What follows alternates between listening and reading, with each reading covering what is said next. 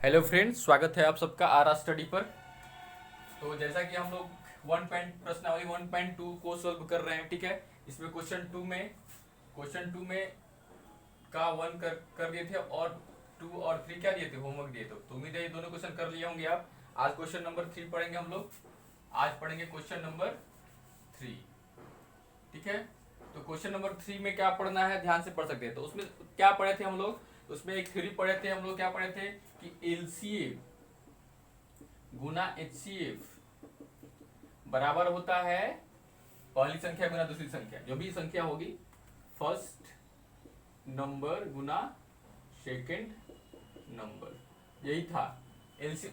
दो संख्याओं का अगर एलसीएम और एचसीएफ पता है तो दोनों का गुणनफल उनके गुणनफल के बराबर होगा, ठीक है। यही था थ्योरी, और इसी पे क्वेश्चन नंबर 3 को सोल्व कर रहे हैं, ठीक है। अभाज्य गुणनखंड विधि द्वारा निम्नलिखित पूर्णांकों के एचसीएफ और एलसीएम ज्ञात कीजिए, ठीक है।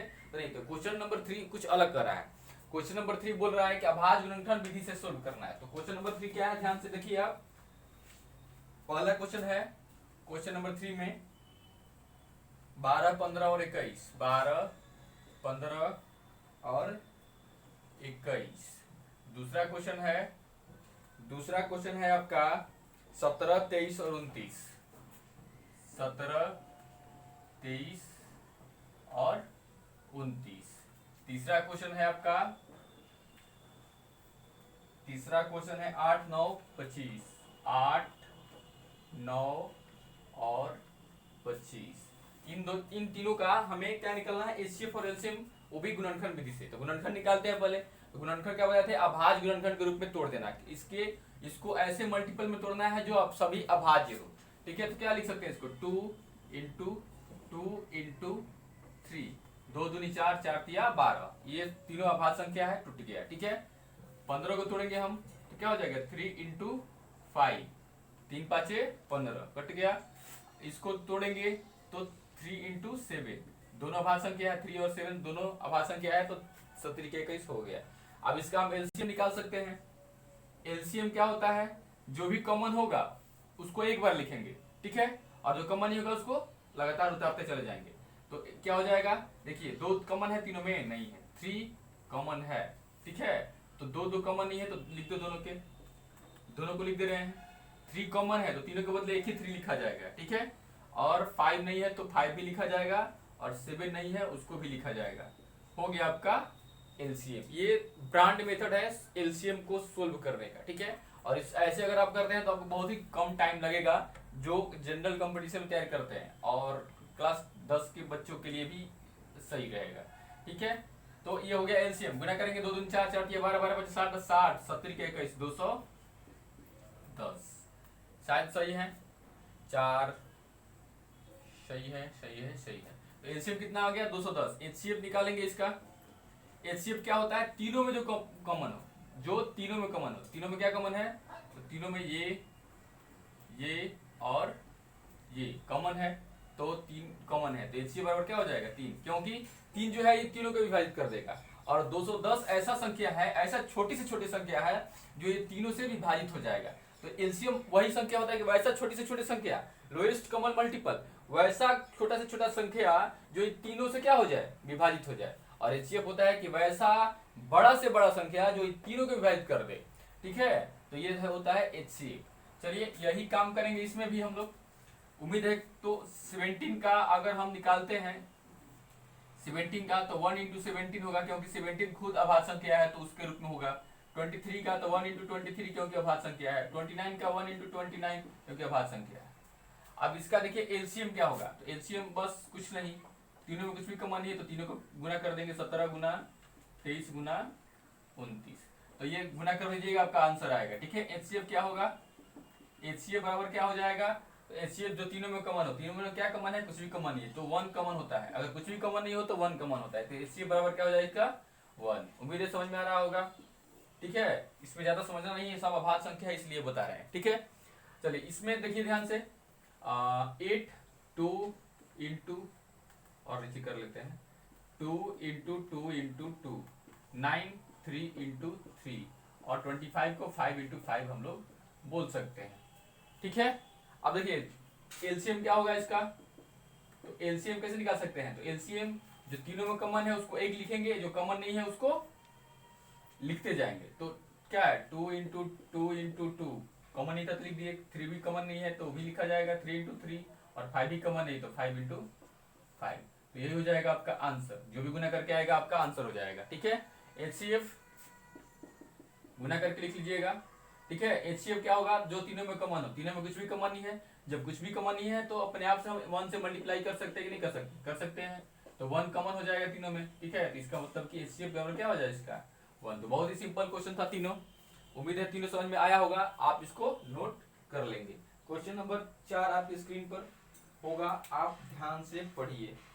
क्वेश्चन नंबर 4, क्वेश्चन नंबर 4 क्या कर रहा है, पढ़िए ध्यान से। इसको मिटा देना, चलिए मिटा देते हैं, गुना कर लीजिएगा इसको। ठीक है, वीडियो स्टॉप करके गुना करके लिख लीजिएगा इसका आंसर और इसका भी आंसर। ठीक है, चलिए आगे बढ़ते हैं हम लोग। क्वेश्चन नंबर 4 पढ़िए, उसमें क्या दिया है कि दो संख्या है उसका एचसीएफ दिया हुआ है, तो बताइए एलसीएम क्या होगा। ठीक है, तो हम लोगों ने पढ़ा था, दिया कि एचसीएफ ऑफ 306 और 657 दिया है 9। ठीक है, एचसीएफ 9 है, तो इसका एलसीएम बराबर क्या होगा, एलसीएम बराबर वाट। यही क्वेश्चन है, आपकी स्क्रीन पर दिखा रहा होगा। ठीक है, यही क्वेश्चन है, इसको कैसे सोल्व करेंगे हम लोग। ठीक है, तो हम लोगों ने एक रूल पढ़ा था कि एचसीएफ होता है एचसीएफ गुना एलसीएम बराबर होता है पहली संख्या गुना दूसरी संख्या। ये दो ही संख्या में संभव है, अब आगे आपको बताएंगे कैसे। दो ही संख्या में ये संभव है, 3 संख्या हो जाएगा तो उसके लिए रूल कॉम्प्लिकेटेड हो जाता है। तो 2 नंबर है, उसका एचसीएफ एलसीएम का गुणनफल जो होता है उनके गुणनफल के बराबर होता है। तो चलिए वो संख्या दिया हुआ है हमें। ठीक है, तो उसका एचसीएफ दिया हुआ है, ये क्या है एचसीएफ। ठीक है, तो एचसीएफ की जगह पर एचसीएफ लिख दिए और एलसीएम की जगह पर एलसीएम रहेगा। और पहली संख्या कितना है 306 और दूसरी संख्या कितनी है तो 657 हो गया। अब हमें एलसीएम निकालना है तो एलसीएम को इस तरफ रखेंगे। ठीक है, और 9 को इस तरफ भेजेंगे, क्या हो जाएगा 306 मल्टीप्लाई बाई 657। उम्मीद है समझ में आ रहा होगा, 306 गुना 657 और 9 इधर जाएगा तो इधर मल्टीप्लाई में है तो क्या हो जाता है डिवाइड में। ये रूल पढ़ाए होंगे आपको, बराबर के लिए रूल पढ़ाए होंगे, इधर प्लस रहता है, इधर जाएगा तो माइनस, माइनस इधर जाएगा तो प्लस, और डिवाइड इधर जाएगा तो मल्टीप्लाई, और मल्टीप्लाई इधर आएगा तो डिवाइड। ये रूल पढ़ा चुके हैं। ठीक है, अब इसको देखिए कटाने की कोशिश करेंगे। इसको घटाते हैं, 9 तिया 27 बचा 3, 9 चौका 36, इतना बार में ये क्या हो गया कैंसिल हो गया 9। ठीक है, तो नीचे कुछ नहीं बचा, ऊपर ये दोनों को गुना कर देंगे, तो 657 गुना 34 कर देंगे, 7 चौक 28 की 8, 4 बचे 20 और 2 22 का 2, 6 चौक 24 और 2 26, 7 के 21 के 1 बचे 15 और 2 17 का 7, 7 18 और 1 19, 8 3 6 7 13 के 3 9 11 12 के 2 2 1 और 1 2। तो आपका एलसीएम कितना होगा, इसका एलसीएम आएगा इतना। तो उम्मीद है ये क्वेश्चन भी आपको समझ में आया होगा। क्वेश्चन नंबर क्या था ये 4। क्वेश्चन नंबर 5 ध्यान से पढ़िए। क्वेश्चन नंबर 5 कह रहा है जांच कीजिए कि क्या किसी प्रकृत संख्या n के लिए संख्या 6 टू द पावर n अंक 0 पर समाप्त होता है। देखिए उदाहरण में क्वेश्चन समझा चुके हैं, जो क्वेश्चन नंबर 5 है उसको उदाहरण में भी समझाए थे। ठीक है, क्वेश्चन नंबर 5 को हम लोग उदाहरण में भी समझाए थे। ठीक है, तो उम्मीद है वो भी क्या होगा आपको समझ में आया होगा। तो अगला क्वेश्चन उसी पर आधारित है, उसको सोल्व करते हैं।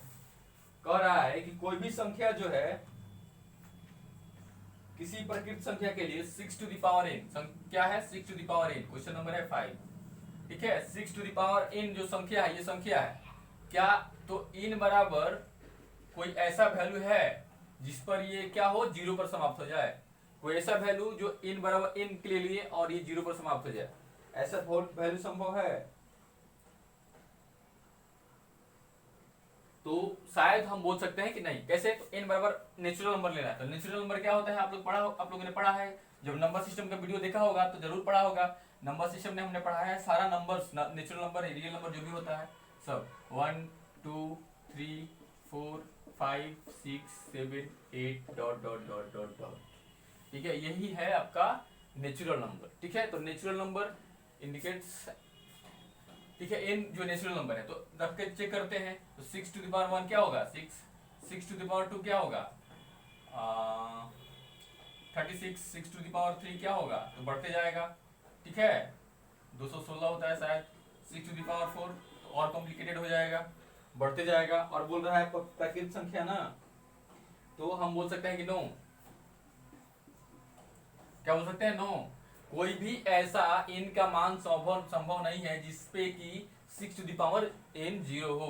लिखेंगे नहीं, नहीं कोई भी ऐसा मान n का मान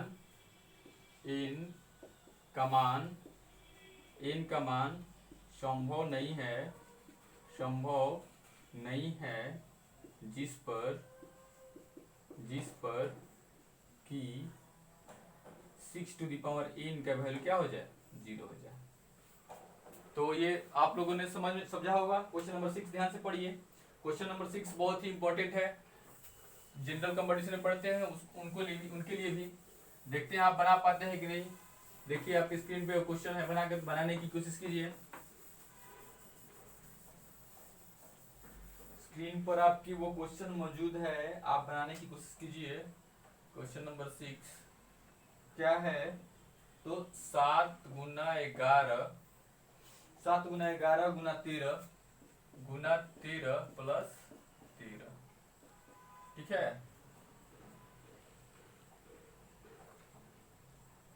ठीक है, मतलब और दिया है और 7 गुना 6 गुना 5, 7 गुना 6 गुना 5 गुना 4, असेंडिंग ऑर्डर में 4 गुना 3 गुना 2 गुना 1 प्लस 5, ये दोनों जो संख्या है भाज्य संख्याएं हैं कि नहीं पता करना है। ये है कि भाज्य संख्या है क्यों, ये तो क्या है, ये भाई ये भाज्य संख्या है क्यों, ये भाज्य संख्या है, भाज्य है क्यों, यही पूछ रहा है क्वेश्चन। तो कैसे सोल्व कर सकते हैं इसको, तो सोल्व करने की कोशिश करते हैं। चलिए तो देखिए ध्यान से, बहुत ही आसान है। भाज्य होने के लिए कोई भी उसका क्या होना चाहिए, मल्टीपल होना चाहिए, कॉमन मल्टीपल होना चाहिए, या फिर एक से ज्यादा अभाज्य गुणनखंड के रूप में होना चाहिए, ठीक है, दो या दो से ज्यादा। तो चेक करते हैं। देखिए 13 इसमें भी है और 13 ये भी है, प्लस के रूप में ध्यान दीजिएगा। कैलकुलेशन आप लोग 7 8 में पढ़े हैं कैलकुलेशन बहुत अच्छा से, 9th में भी। तो देखिए 13 इसमें भी है और ये प्लस है, तो ये जोड़ नहीं सकता डायरेक्टली क्योंकि ये मल्टीप्लाई के रूप में तीनों संख्या, और ये संख्या अलग है। लेकिन देखिए 13 में भी 33 में भी है, तो हम क्या कर सकते हैं, 13 बाहर ले लेंगे अगर, तो यहाँ लिख सकते हैं 7 × 11, और गुना में था तो बाहर निकला, प्लस का साइन था। जब इसमें से कॉमन निकाले हैं तो यहाँ से भी लेंगे, तो यहाँ से 13 ले लिए तो बचेगा क्या 1। ध्यान दीजिएगा इसको, ठीक है। अब देखिए 13 और ये मल्टीप्लाई के रूप में होता ही होता है, 11 साथ क्या होगा 77, और एक जोड़ देंगे प्लस 1 क्या हो जाएगा 13 गुना 78।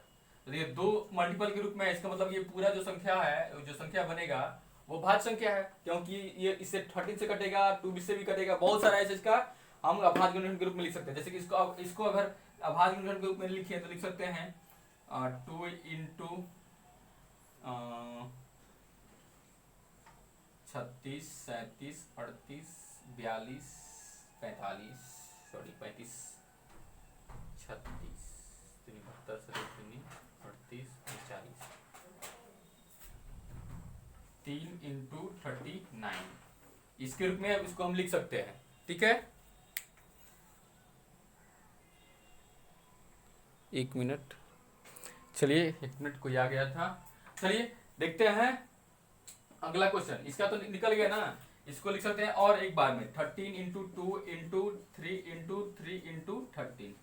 तो ये अभाज्य गुणनखंड के रूप में बहुत सारी संख्या से 13 से भी कटेगा, 2 से भी कटेगा और 3 से भी कटेगा। तो ये क्या है, भाज्य संख्या है। वैसी संख्या जो 2 या 2 से अधिक संख्याओं से विभाजित हो जाए वो उसे भाज्य संख्या कहा जाता है, हम पढ़ाए हैं। ठीक है, चलिए तो इसमें आते हैं।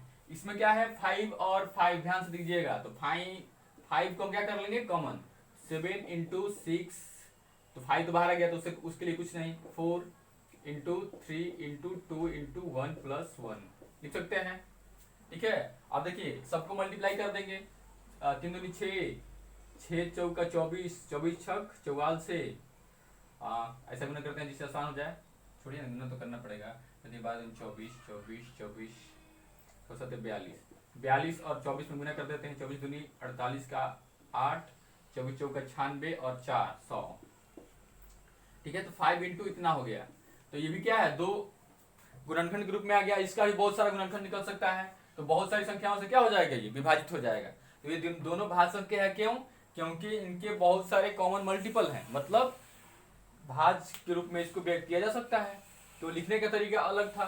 ठीक है, तो ऐसा ही एग्जाम्पल और भी बहुत हो सकता है। हम दे रहे हैं आपको 7 इंटू 3 इंटू 13 इंटू 4 प्लस 30, इसका भी हो जाएगा, होमवर्क सीरीज में हो जाएगा ये। ठीक है, दूसरा क्वेश्चन आपको दे रहे हैं 5 इंटू 100 इंटू 1 प्लस 25, इसका भी हो सकता है। तो चेक कीजिएगा। चलिए अगला क्वेश्चन पढ़िए। क्वेश्चन नंबर आपका है 7। ठीक है, 7 क्वेश्चन बहुत ही इजी है, लैंग्वेज बहुत बड़ा दिया है। 7 क्वेश्चन बहुत ही इजी है, लैंग्वेज बहुत बड़ा दिया है। क्वेश्चन ध्यान से पढ़िए क्या कह रहा है, इसके बाद हम पढ़ेंगे।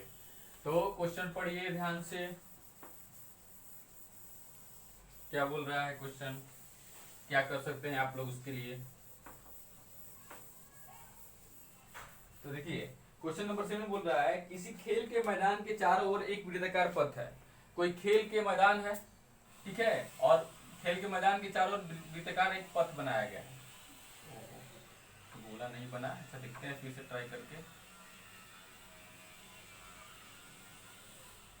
शायद अब की बार कुछ बना है। चलिए गोल तो नहीं बना तो क्या दिक्कत, ये पथ है, वृत्ताकार पथ है। ठीक है, इस मैदान के चक्कर लगाने में सोनिया को 18 मिनट लगते हैं। एक सोनिया है, सोनिया, उसको क्या लगते हैं 18 मिनट लगते हैं।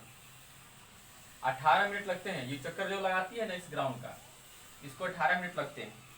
ठीक है, जबकि इसी मैदान को चक्कर लगाने में रवि को 12 मिनट लगता है। रवि को कितना लगता है, रवि को इसी ग्राउंड को चक्कर लगाने में 12 मिनट लगते हैं।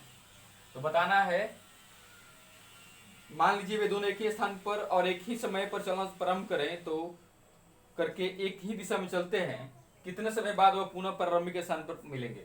मतलब फिर यहीं पे कितने समय बाद मिलेंगी। इसके लिए हम लोग क्या कर सकते हैं, तो इसके लिए हम लोग निकाल सकते हैं LCM, वो छोटा से छोटा नंबर जो क्या करे, दोनों को विभाजित कर दे। क्योंकि ये 18 मिनट में, 12 मिनट में ही यहाँ आ जाएगी, या इसको लगेगा 18 मिनट, फिर ये अगला जाएगा तो इसको कुछ आगे रहेगा तो ये पीछे रहेगी, ऐसे होते रहेगा। ठीक है, तो कब तक होते रहेगा, जब तक ये दोनों मिल ना जाए। ठीक है, तो 18 और 12 का हम लोग क्या निकालेंगे, LCM।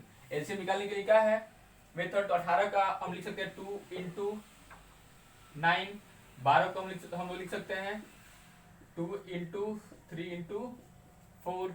ठीक है, जो कॉमन है उसको एक बार, जो कॉमन नहीं है उसको पूरा लिख देंगे जी। ठीक है, तो दो कॉमन है तो उनके लिए 2 1 हो गया।